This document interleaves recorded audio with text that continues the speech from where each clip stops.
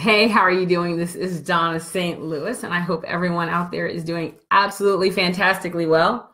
I had a I had a keynote speech that was last week. Actually, I had a keynote speech, a workshop, a breakout session over 3 days, and it was, you know what, I got to tell you, it was really good. There's one thing that I want to share before I get into no unspoken words. So, because no unspoken words is really kind of cool. It's kind of critical. It's something that actually, once I started doing it, it completely changed my life. It changed my relationships. Let me go ahead and get my hellos. Hi, Natanya Mayar. Hi, Mr. Bentley. How are you doing? And Sarah, it's so good to see you guys. So when I started going by this no unspoken words thing, it really changed my life, my friendships, my relationships, business, all of it across the board. It was a game changer. And what I recognized was that a lot of people can't play that game. Like, they can't get in on that game. So I'm going to talk specifically about what no unspoken words is, how you can use it, how it changes the game, why I started doing it, just, and really the impact that it's had. So, and how you can use this personal and in business. Before I get to that, there is one thing I'm going to share with you. So I had to give a keynote speech on Friday, and it was a purely motivational, uplifting speech. And I've given tons of keynote speeches in my life. And I got to tell you, when someone says, we just want you to stand there and you can just read the phone book. Hey, Geraldine, how you doing, hon? You can just read the phone book and we just want your energy on stage. Sometimes that could be a little intimidating, right? Because as big as an ego as people think I have, I actually really get concerned about the words that come out of my mouth and how those words impact other people. I realize that I've been fortunate enough and blessed enough to have the intestinal fortitude or craziness to be comfortable enough to stand on stage in front of thousands of people and share something with them for 45 minutes. But at the end of the day, I still get very nervous. And I don't get nervous because I'm concerned about how well I'm going to perform. I get nervous because I recognize that 1,500 people gave me an hour of their time. And that is a huge responsibility. And I want to make sure that every person walks out having felt that was the best way that they could spend their hour. It literally means that much to me. And my friends always kind of get on me and they're like, but you get on the stage and you're amazing. What are you worried about? You know, I think the one thing that I worry about is that in that moment that the universe might not use me as the tool to get that message to the people that need to hear it. And I do worry about that. But I will tell you, on Friday, when I gave a keynote speech, and it was a purely motivational keynote speech, Tony Robbins-esque type, there was a woman who walked up to me after the speech, and she was literally on the verge of tears. And I just looked at her and she looked at me and she gave me like this huge hug. And then she was really worried that she's going to get makeup on my collar. And I'm like, I don't really care about the makeup. Like, seriously. And I just hugged her back and she just broke down and started crying. And she said, I don't know what it was. This has never happened to me before, but the weight, your words remove this weight from my life that I feel like I've been carrying forever. And every now and then when I wonder why I do what I do, there's a reminder. It's not about the standing ovation. It's not about the surveys. It's not about the hundreds of recommendations. It's about that one person that got that weight removed from their life. And I was fortunate enough that the universe used me as a tool in that moment to really help that. And John, when your body acts irrationally and you trip on words, slow down. Seriously, just slow down. All right, so let's talk about no unspoken words. Okay, I got to tell you right now, this is probably one of the hardest things you'll do ever, but if you do it, it will change. And I do not take these words lightly. It will change everything about your relationships, everything across the board, personal, business, friends, enemies, it does not matter. It will change your relationships.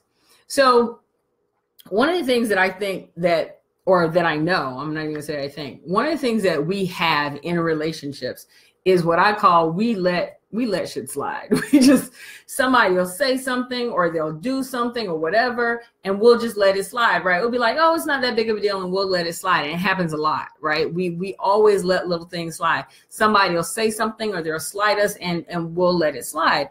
And what I have learned is, and what I have done, especially over the past, let's say probably year or so, is not to let these things slip or slide. Now, people might be going, oh, so now you're extra sensitive.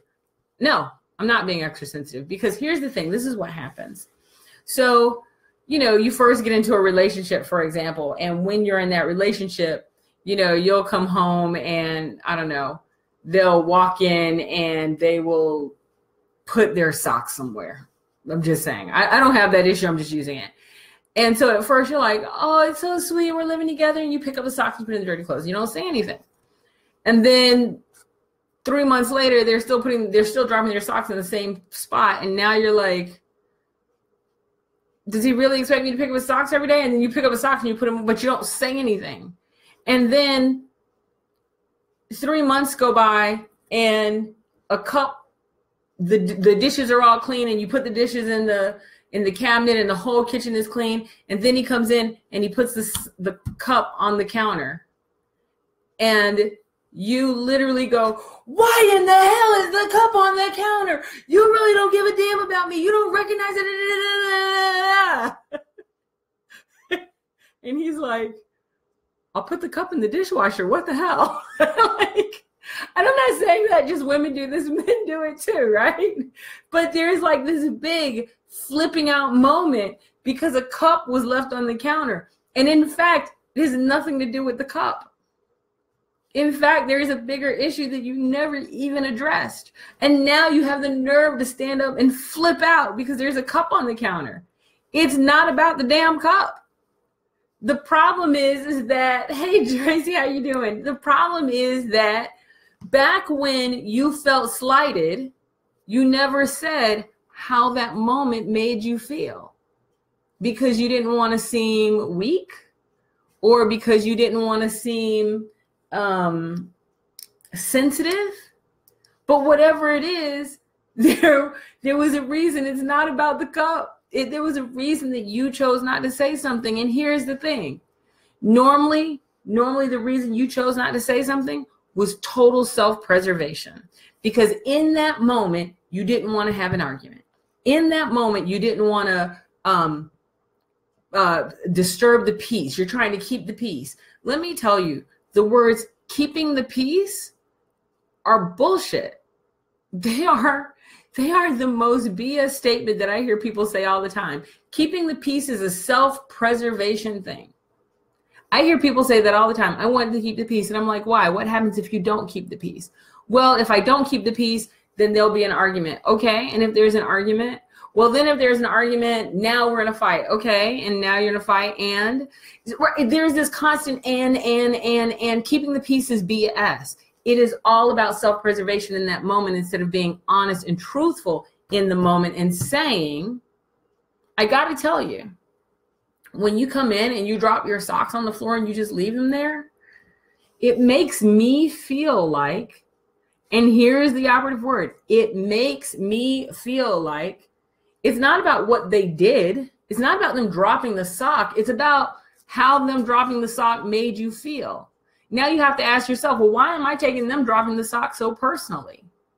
Maybe you felt like, you know, when you dropped the sock, it made me feel like you didn't care about the work that I put into to clean the house. It made me feel like that you had an expectation that I would clean up, even though they didn't say that. It made me feel like you don't care about our house. It made me feel like, but whatever it made you feel, you didn't have the guts or the balls or the courage or whatever it is to say in that moment, hey, you know what? I wish you wouldn't drop your sock on the floor because it makes me feel like whatever. The biggest gap in the world is the gap of silence between a couple, because they refuse to have the conversations about the hard things, to say the things that really hurt and matter. And here's the thing, if the other person loves you, then they're going to want to hear those things. They're going to want to hear you say what that is that really bothers you, because they want you to know. They want to know. They want to know what bothers you, because they really don't want to hurt you and impact you. The problem is that we go so long and so many years without saying those things. And somebody asked me before, well, how does this, I love that. John said, if we keep the peace, then sometimes we end up in pieces. That is the absolute truth. That is. And there was a couple other comments too, but of course I didn't have on my glasses. John said, it's always about the cup. It's not about the cup, John. Here's the other thing. So how do you do this in business? How do you open up and have that conversation? Because that's really what the other issue is. I can tell you times that I felt totally slighted, only to find out that that wasn't the person's intention. It may have been their impact, but it wasn't their intention, right?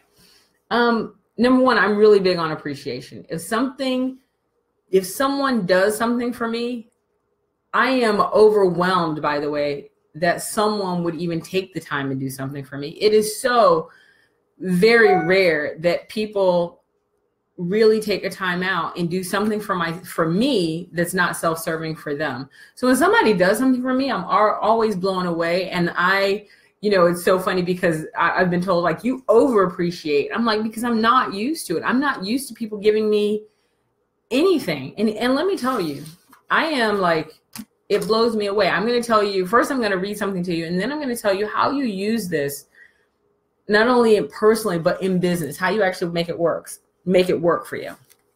So this was written to me by Lori Nicholson. And Lori Nicholson was recently in my Biz on Fire boot camp. So, guys, I've been working on this project for months, and it's live. It's biz-on-fire.com, and I'll put it in the link. But it's an entrepreneurial training academy. We take you from idea to actually launching your business and beyond. So it says, thank you so much for your amazing Biz on Fire training. She wrote this. She handwrote this. I've taken a lot of business trainings in the past, but this one is head and shoulders above the rest. The focus on both strategic planning and the sales process made the learning so relevant, and the combination of both group calls and individualized coaching made the teachings actionable. Thank you so much. This meant a lot to me, because when you come to my Biz on Fire training, there are no words unsaid. This woman, by the way, had to give a speech, and I had to give her honest feedback on her speech. And she signed up for the Biz on Fire training. And the one thing she told me, she goes, I really appreciate the truth. Think about that. I really appreciate the truth. How little truth are we getting nowadays that when someone gives it to you, you're like, thank you for telling me the truth. I can't believe someone took the time out of their day to actually tell me the truth. The truth. My God. Really? We're there? So how do you use this? So no unspoken words literally means that in the moment that something bothers you, you speak up. If someone says, what's wrong? You don't lie and say nothing. If you cannot communicate it in such a way that you're not going to blow up, or you can't communicate it in a way that you can be succinct about it, then you say the following. There is something that's bothering me. There is something that's bothering me. Unfortunately, I can't communicate it the way that it should be communicated right now. Please give me until tomorrow to share it with you. And it might take you 24 hours, but that's the maximum you get. You get 24 hours, and you're not allowed to downplay how you felt. You're not allowed to downplay and say, oh, how I felt was stupid. No, those were your feelings, so you're allowed to say them. Then how do you open up the conversation? You open up the beginning of the conversation with the end in mind, right? And it goes something like this. It really bothers me when the sock is left on the floor, or the cup is left on the sink, and it makes me feel like, and you really go in and say what your feelings are, whatever that is. If you were at work, you would start off a conversation. I want to have a conversation about the fact that there's no cover page on the TPS report and why this is a consistent issue and how we can correct it. See, the goal is always to get to corrective action, right? I need to know, perfect example. So I live with someone who walks in and they like to take their stuff and put it on the countertop. Now, this person is perfect in every way imaginable because they're always doing amazing stuff, right? But they always take their stuff and they put it on the countertop. And I noticed this. So what did I do? I said, I'll go buy a stuff tray. And so when you walk in, you know, your wallet and your keys and your cell phone is always in the stuff tray and it's not on the counter.